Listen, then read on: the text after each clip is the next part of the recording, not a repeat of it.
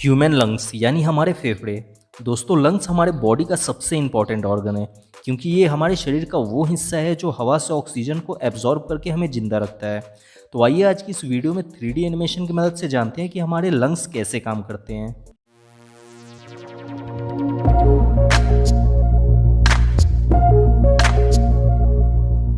दोस्तों, हम ये बात तो जानते हैं कि हमारा शरीर छोटी छोटी कोशिकाओं यानी सेल से मिलकर बना है और हमारे बॉडी के हर सेल्स को जिंदा रहने के लिए ऑक्सीजन की ज़रूरत होती है।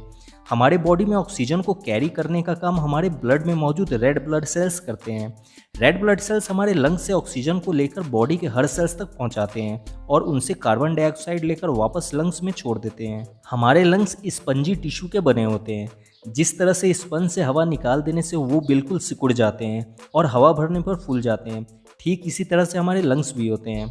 जब हम सांस लेते हैं तब ये फूल के बड़े हो जाते हैं और जब हम सांस छोड़ते हैं तो ये पिचक जाते हैं। हमारे बॉडी में 2 लंग्स होते हैं जिन्हें रिब्स यानी पसलियाँ प्रोटेक्ट करके रखती है। दोनों लंग्स के बीच में हमारा दिल होता है। हमारे दोनों लंग्स बराबर नहीं होते हैं। राइट वाला लंग्स लेफ्ट वाले लंग्स से थोड़ा सा बड़ा होता है।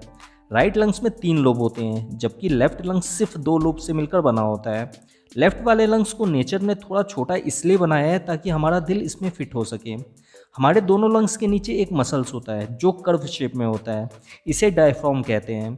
हमारे सांस लेने के प्रोसेस में इस डायफ्राम का बहुत बड़ा रोल होता है। हम खुद से सांस लेकर लंग्स में हवा भर तो लेते हैं, लेकिन उस हवा को लंग्स से बाहर निकालने के लिए हमारा उस पर कोई कंट्रोल नहीं होता है। लंग्स की हवा को निकालने के लिए डायफ्राम और हमारे रिब्स लंग्स पर प्रेशर डालकर उस हवा को बाहर निकाल देते हैं। अगर हमारा डायफ्राम नहीं होता तो हम सांस अंदर तो ले लेते लेकिन उसे बाहर नहीं निकाल पाते।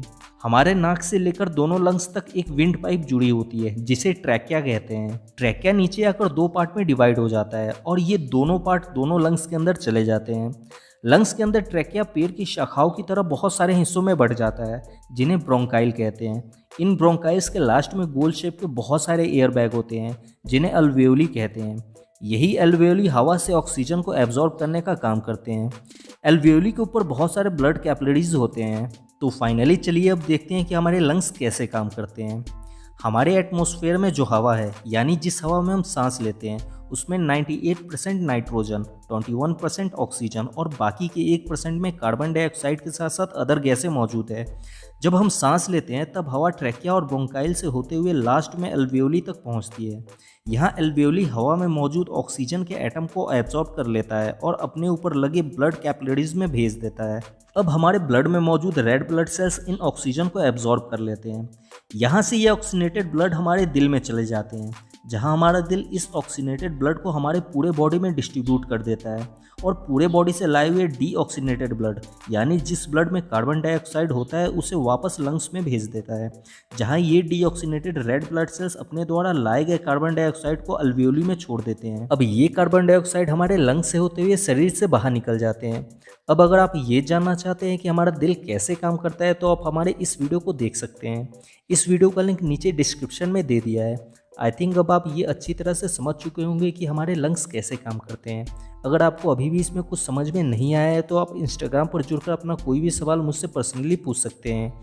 हमारे इंस्टाग्राम चैनल का लिंक नीचे डिस्क्रिप्शन में दे दिया है। वीडियो अच्छा लगा हो तो इसे लाइक कर दें और इस वीडियो से रिलेटेड आपका कोई भी सवाल है तो आप मुझसे कमेंट में पूछ सकते हैं। और ऐसे ही साइंस की 3D वीडियोज़ के लिए आप हमारे चैनल को सब्सक्राइब कर सकते हैं।